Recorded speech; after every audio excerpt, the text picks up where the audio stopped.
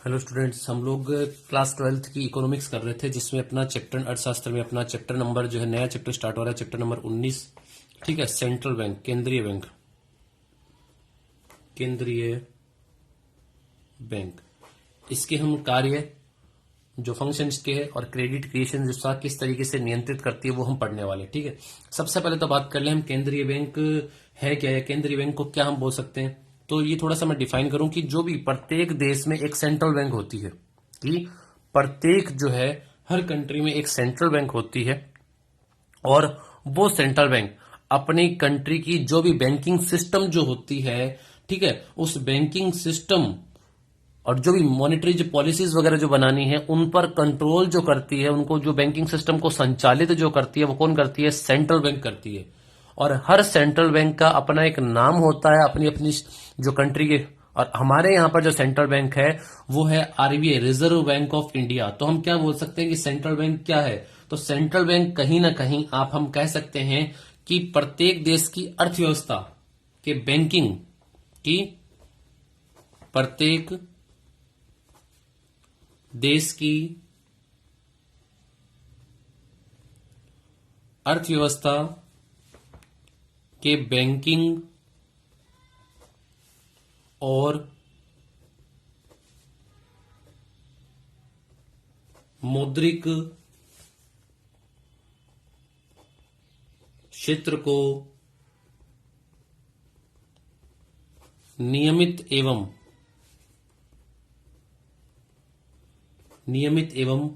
नियंत्रित करने का महत्वपूर्ण कार्य उसका केंद्रीय बैंक करता, उस कंट्री का केंद्रीय बैंक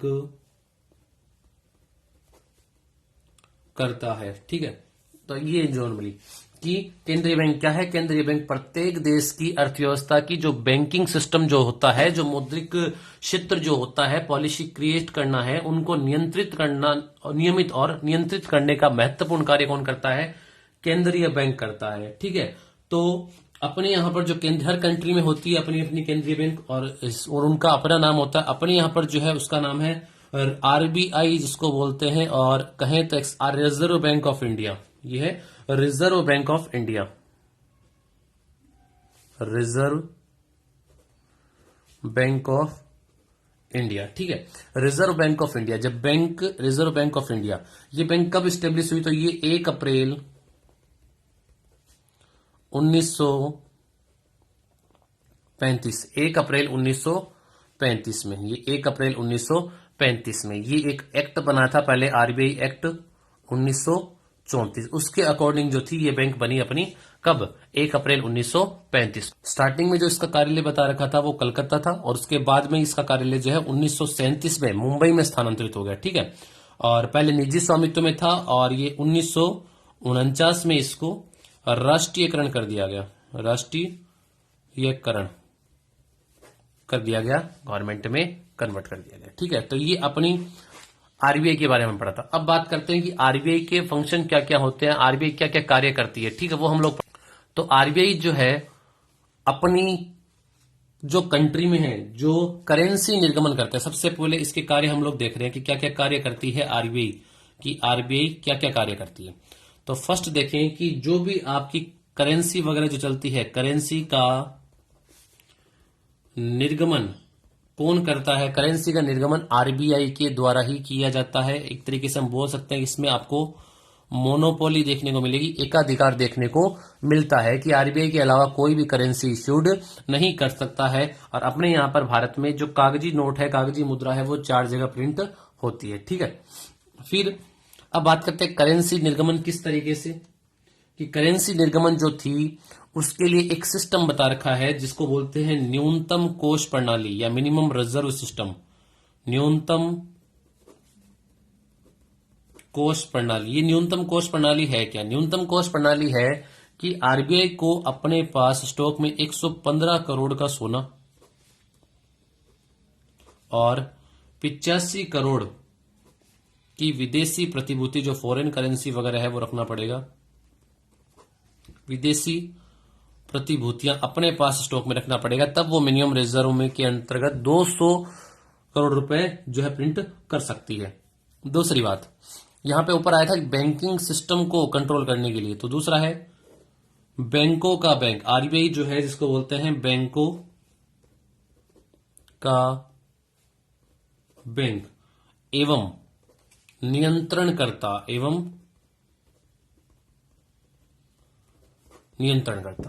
आरबीआई क्या होती है? बैंकों का बैंक, यानी शीर्षस्थ बैंक होती है जो अपने जितनी भी कॉमर्शियल बैंक है उनको कंट्रोल करना, संचालित करना, नियंत्रित करना, ये सारा कार्य किसका होता है? आरबीआई का ही होता है।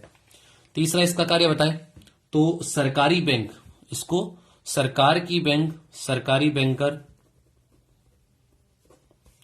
या एजेंट एवं सलाहकार भी कहा जाता है। सलाहकार भी कहा जाता है कि सरकार की बैंक है, सरकार किसी पॉलिसीज को बनाती है, उसको एडवाइस वगैरह देना, ये सारा जो है गवर्नमेंट का ही काम है। इसके बाद जो भी फॉरेन करेंसी वगैरह होती है उनका संरक्षण, या बोल दो कि किसके पास रहती है, वो फॉरेन करेंसी कौन रखता है, तो वो आरबीआई। तो अंतर्राष्ट्रीय विनिमय कोषों का संरक्षण, जो भी फॉरेन करेंसी सुरक्षित रहती है कहां रहती है? अपने अंतर्राष्ट्रीय विनिमय कोष आरबीआई में ही रिजर्व में रहती है। अंतिम ऋणदाता कि कॉमर्शियल बैंक को अगर किसी प्रकार का ऋण चाहिए तो पहले तो जहीं से अरेंज होता है तो वहां अरेंज कर लेंगे, अगर नहीं होता है तो सबसे लास्ट में अंतिम ऋणदाता कौन होता है? आरबीआई होती है, वो आरबीआई से ऋण ले सकती है। ठीक है, उसके बाद एक आता है इसमें नाम जो है केंद्रीय समाशोधन, ये थोड़ा सा वर्ड आपको ध्यान में रखना पड़ेगा, केंद्रीय समाशोधन। इसमें जो बता रखा है कि जब भी दो कॉमर्शियल बैंक एक आपस में ट्रांजैक्शन करती है तो एक मीडिएटर के रूप में, और वो कहीं ना कहीं जो है बैंक जो है केंद्रीय समाशोधन का कार्य करती है। अगर कोई डिस्प्यूट वगैरह होता है तो उस समय जो भी उनके पास, आरबीआई के पास मिनिमम रिजर्व होता, ये जो रिजर्व होता है जो रखते हैं अपने पास, एसएलआर, सीआरआर जो भी है, उस पैसे को यूटिलाइज कर सकती है उस डिस्प्यूट को सॉल्व करने में। सातवां, साख का नियमन एवं नियंत्रण, साख का नियमन एवं नियंत्रण की जो क्रेडिट क्रिएशन है वो किस तरीके से होगी, उसके अलग अलग जो थे हम यहां पर मेथड पढ़ने वाले हैं। एक मात्रात्मक और दूसरा था अपना गुणात्मक उपाय हम लोग देखने वाले हैं कि वो कौन कौन से उपाय होते हैं। तो ये हमने कुछ पढ़ा है अपना कि केंद्रीय बैंक क्या होती है। तो किसी भी कंट्री में एक केंद्रीय बैंक होती है जो उस देश की अर्थव्यवस्था में बैंकिंग सिस्टम को और जो भी मॉनेटरी पॉलिसीज वगैरह जो बनती है उनको संचालित करने, नियमित करने, नियंत्रित करने का जो कार्य है वो किसका होता है? सेंट्रल बैंक का होता है। और अपने यहां पर जो सेंट्रल बैंक है, क्या नाम उसका? Reserve bank of India. पहले इसका कार्यालय जो बता रखा कलकत्ता में था, फिर मुंबई में शिफ्ट हो गया। 1 अप्रैल 1935 को आरबीआई एक्ट 1934 के अकॉर्डिंग ये स्थापित हुई। पहले ये अपना प्राइवेट में थी, फिर ये गवर्नमेंट में हो गए राष्ट्रीयकरण 1949 में। आरबीआई की कार्य करेंसी का निर्गमन करना, एक सिस्टम चलता है, एक न्यूनतम कोष प्रणाली जिसको बोलते हैं, उसके बेस पर बैंकों का बैंक और नियंत्रण करता, सरकारी बैंक होती है, अंतर्राष्ट्रीय विनिमय कोषों का संरक्षण करती है, अंतिम ऋणदाता होती है, केंद्रीय समाशोधन और साख को नियमन और नियंत्रित करने का कार्य भी होता है। ठीक है, अब हम चलते हैं अपनी बुक में, बुक के अकॉर्डिंग देखते हैं कि इसमें क्या क्या है। प्रत्येक देश की अर्थव्यवस्था के बैंकिंग और मौद्रिक क्षेत्र को नियमित एवं नियंत्रित करने का महत्वपूर्ण कार्य उसका केंद्रीय बैंक करता है। यह देश में सुस्थिर आर्थिक विकास, पूर्ण रोजगार, मूल्य स्थिरता एवं सुदृढ़ भुगतान संतुलन को स्थिर बनाए रखने के लिए उत्तरदायी होता है। केंद्रीय बैंक सभी बैंकों एवं वित्तीय संस्थाओं को निर्देश जारी करता है। यानी यहां तक जो हमने पढ़ा था कि किसी भी प्रत्येक देश में बैंकिंग और मौद्रिक क्षेत्र को नियंत्रित करने के लिए, देश में सुस्थिर आर्थिक विकास करने के लिए, पूर्ण रोजगार की स्थिति को प्राप्त करने के लिए, ठीक है, यानी बेरोजगारी को दूर करने के लिए, मूल्य स्थिरता, इन्फ्लेशन वगैरह जो होती है उसको कंट्रोल करने में, सुदृढ़ भुगतान संतुलन को बनाए रखने में या स्थिर बनाए रखने में उत्तरदायी होते हैं। केंद्रीय बैंक सभी बैंकों वित्तीय संस्थानों को निर्देश जारी करते हैं कि जितने भी कॉमर्शियल बैंक है या जो भी फाइनेंशियली जो संस्थाएं बनी हुई है उनको गाइडलाइन देना, वो कार्य किसका होता है? वो भी सेंट्रल बैंक का ही होता है। फिर बात करते हैं, ये बोल रहा है कि अमेरिका में यह फेडरल रिजर्व बैंक, इंग्लैंड में यह बैंक ऑफ इंग्लैंड और भारत में यह भारतीय रिजर्व बैंक के नाम से जाना जाता है। केंद्रीय बैंक प्रत्येक देश का शीर्षस्थ बैंक होता है, सबसे ऊपरी स्तर पर जो बैंक होता है वो केंद्रीय बैंक ही होता है, और वो अपने जो कॉमर्शियल बैंक होते हैं जितने भी अपनी कंट्री में, उनको संचालित नियंत्रित करने का कार्य किसका होता है? केंद्रीय बैंक का होता है। तो एमएचडी कॉक के अनुसार केंद्रीय बैंक वह बैंक होता है जो अपने देश की मौद्रिक व बैंकिंग ढांचे का सिरमौर होता है। ठीक है, तो कहीं ना कहीं जो बता रखा है शीर्षस्थ या ताज बोल दो, सिरमौर जो बता रखा है कि वो कौन होता है? सेंट्रल बैंक को ही माना गया है। केंद्रीय बैंक की फिर अलग अलग परिभाषाएं दे रखी है कि केंद्रीय बैंक अनेक विद्वानों ने अपने अपने दृष्टिकोण से परिभाषित करने का प्रयास किया। तो एसीएलडी के अनुसार केंद्रीय बैंक वह बैंक है जो मौद्रिक एवं बैंकिंग प्रणाली को नियंत्रित और स्थिर रखने में सहायक होता है। ये जो हमने पढ़ा था कि बैंकिंग सिस्टम और पॉलिसी बनाने को कार्य जो है वो करती है। सैमुअल्सन ने डिफाइन किया है कि एक केंद्रीय बैंक बैंकों का बैंक होती है। बैंकों का बैंक, बैंकर्स बैंक का मतलब क्या है कि बैंकों का बैंक मतलब कॉमर्शियल बैंकों का भी एक बैंक हो जिसको सेंट्रल बैंक कहा गया है, जिसकी जिम्मेदारी मौद्रिक आधार के नियंत्रित की होती है और उच्च शक्तिशाली मुद्रा नियंत्रण करता है। इस प्रकार स्पष्ट है कि केंद्रीय बैंक किसी भी देश की वह शीर्षस्थ संस्था है जो मौद्रिक व बैंकिंग क्षेत्र को नियंत्रित करने की अधिकृत होती है। यानी केंद्रीय बैंक किसी भी देश की वो शीर्ष बैंक है जो मौद्रिक और बैंकिंग क्षेत्र को नियंत्रित करता है, उसको चलाता है। भारत में उक्त भूमिका भारतीय रिजर्व बैंक अदा करता है। यह देश की संपूर्ण मौद्रिक एवं वित्तीय क्षेत्र का नियामक होता है। साथ ही करेंसी जारी करने के लिए बैंकिंग संस्थाओं को अनुज्ञा पत्र जारी करने का अधिकार भी इसे प्राप्त होता है। यानी कि भारत में जो भी डिसीजन वगैरह बैंकिंग सिस्टम को लेकर, पॉलिसीज को लेकर, और इसके अलावा करेंसी जारी करने के लिए बैंकिंग संस्थाओं को अनुज्ञा पत्र जारी, यानी जो भी उन्हें मार्केट में कितना पैसा सर्कुलेट करना है, कहीं ना कहीं क्रेडिट क्रिएशन वो कर सकती है। कहने का मतलब है कि कॉमर्शियली बैंक कितना पैसा क्रेडिट क्रिएशन में काम में ले सकती है, ये भी किसका राइट होता है? ये भी आरबीआई का ही राइट है। वो आपको गाइडलाइन देगी, उसके अकॉर्डिंग आप पैसे को यूटिलाइज कर सकते हो अपनी साख का निर्माण करने में। तो इस प्रकार देश की अर्थव्यवस्था में इसे एक शीर्ष बैंक या केंद्रीय बैंक के रूप में भी जाना जाता है।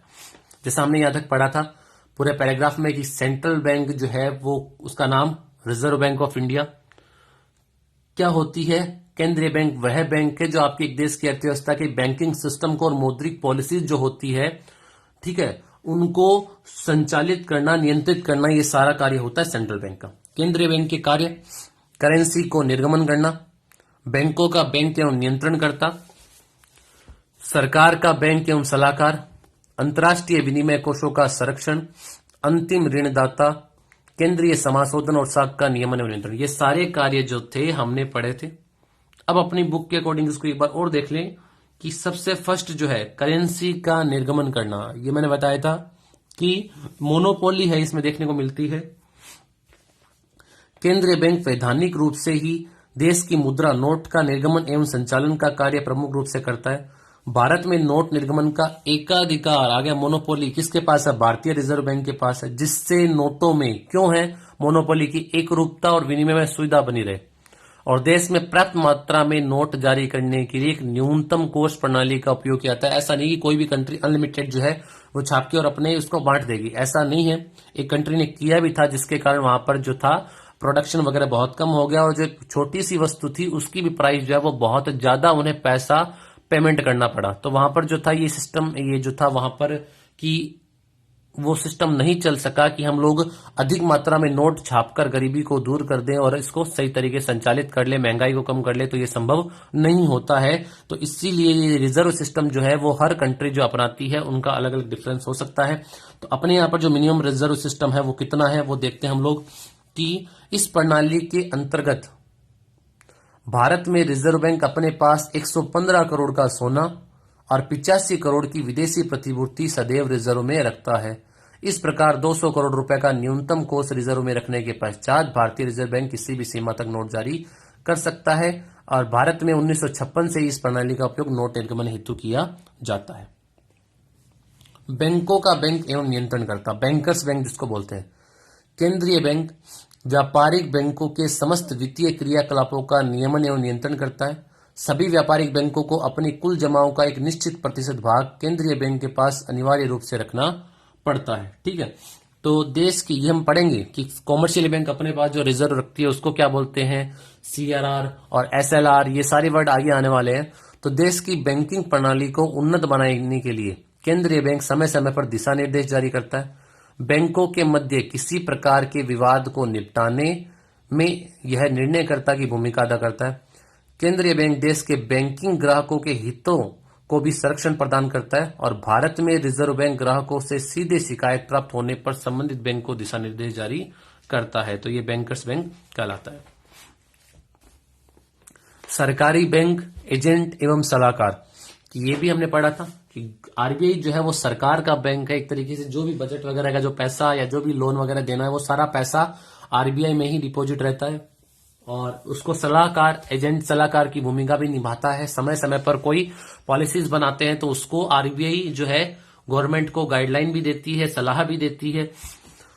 तो केंद्रीय बैंक देश की ऊंची विकास दर प्राप्त करने में सहयोगी भूमिका अदा करता है, क्योंकि इसकी जो पॉलिसी जो है मतलब बैंकिंग सिस्टम जो है सेंट्रल बैंक जो है उसकी पॉलिसीज मोस्ट इंपॉर्टेंट है किसी भी देश की उच्च विकास दर को प्राप्त करने के लिए।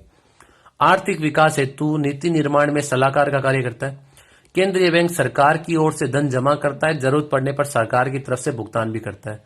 भारत में इसी प्रकार रिजर्व बैंक केंद्रीय बैंक के रूप में सरकार के सलाहकार की भूमिका अदा करता है। सलाह देना उसको बैंक की मौद्रिक नीति की घोषणा इसी परियोजना हेतु केंद्रीय बैंक द्वारा समय समय पर की जाती है।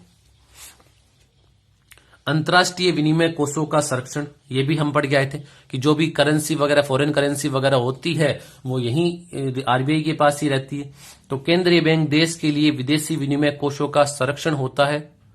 यह विनिमय कोषों के संरक्षण के साथ साथ भुगतान कोषों को संवर्धित करने का कार्य भी करता है।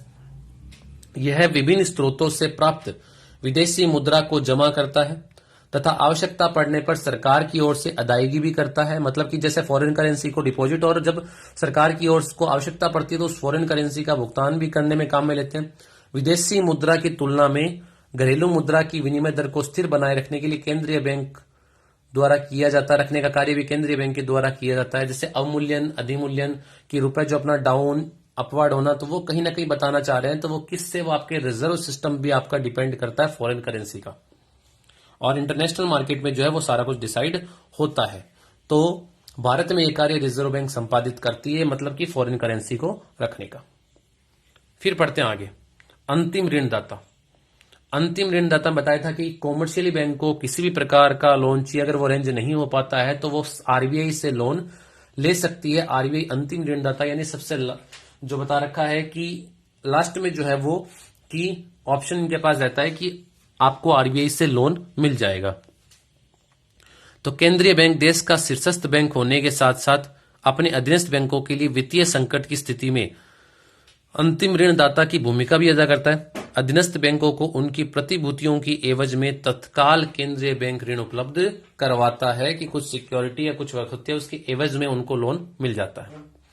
केंद्रीय समाशोधन क्या है, ये पॉइंट थोड़ा सा विशेष पढ़ना कि केंद्रीय बैंक व्यापारिक बैंकों के नगद कोषों का संरक्षण होने के कारण अपने अधीनस्थ बैंकों के लिए समाशोधन बैंक का कार्य भी करता है। तो सबसे पहले तो ये लाइन नगद कोषों का संरक्षण, तो आगे दो वर्ड आने वाले हैं, नगद कोषानुपात और वैधानिक तरलता अनुपात। थोड़ा सा अभी डिफाइन कर दूं।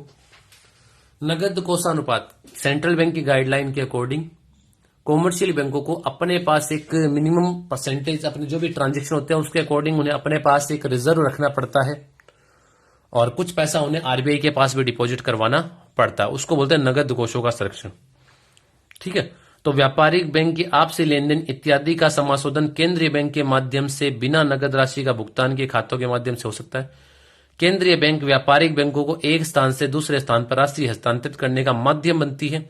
तो इस प्रकार केंद्रीय बैंक भुगतान एवं राशि स्थानांतरण हेतु केंद्रीय समाशोधन का माध्यम बनती है, मीडिएटर होती है किन्हीं भी दो कॉमर्शियल बैंक के बीच में जो भी लेन देन होता है उसके लिए।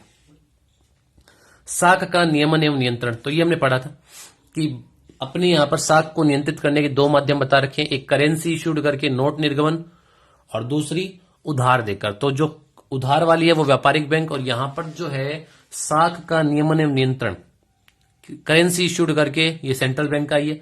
इसके अलावा जो यहां पर हम पढ़ना चाहेंगे कि इसमें जो भी चाहे वो कॉमर्शियल बैंक करे वो सारी की सारी जो है डिसीजन जो है साख को विस्तारित करना संकुचित करना, ये कार्य किसका होता है, ये कार्य जो है उस सेंट्रल बैंक का ही होता है। ठीक है, तो किस तरीके से साख को नियमन और नियंत्रित हम लोग कर सकते हैं, वरना यहां पर जैसे मार्केट में मैं बता दूं कि अगर पैसा ज्यादा आ जाता है, कि अगर रेट कम हो जाती है, तो वहां पर वो इन्फ्लेशन को है वो आपकी महंगाई को बढ़ाते हैं। तो देश में मुद्रा की पूर्ति के परिणाम और साख की मात्रा दोनों को नियंत्रित करने का कार्य केंद्रीय बैंक का होता है। और देश में मुद्रा की कुल मात्रा, उसका चलन वेग प्रत्यक्ष रूप से मुद्रास्फीति और मुद्रा संकुचन को प्रभावित करता है। कि मुद्रास्फीति या मुद्रा संकुचन को प्रभावित करता है, यानी मार्केट में पैसा ज्यादा है कम है, जिससे आपकी इन्फ्लेशन डिफ्लेशन जो है वो देखने को आपको मिलता है। तो चलन मुद्रा का चलन वेग सही होना चाहिए, मार्केट में कितना पैसा कब आना है वो आपका उसका सही सिस्टम उसमें होना चाहिए। आर्थिक विकास के लक्ष्यों को ध्यान में रखते हुए केंद्रीय बैंक अर्थव्यवस्था में मुद्रा की मात्रा को नियंत्रित करता है कि कितनी मुद्रा मार्केट में आनी चाहिए, कितनी, उसको कंट्रोल करता है। तो साख का विस्तार या संकुचन करने के लिए केंद्रीय बैंक मौद्रिक नीति का प्रयोग करता है। तो बहुत सारी मौद्रिक नीतियां हम लोग पढ़ने वाले कि कौन कौन सी मौद्रिक नीतियां अपनाएगी। तो आज के लिए इतना काफी है। हमने केंद्रीय बैंक और उसके फंक्शन के बारे में पढ़ा। नेक्स्ट क्लास में हम इसके केंद्रीय बैंक द्वारा साख नियंत्रण के उपाय पढ़ने वाले। Thank you.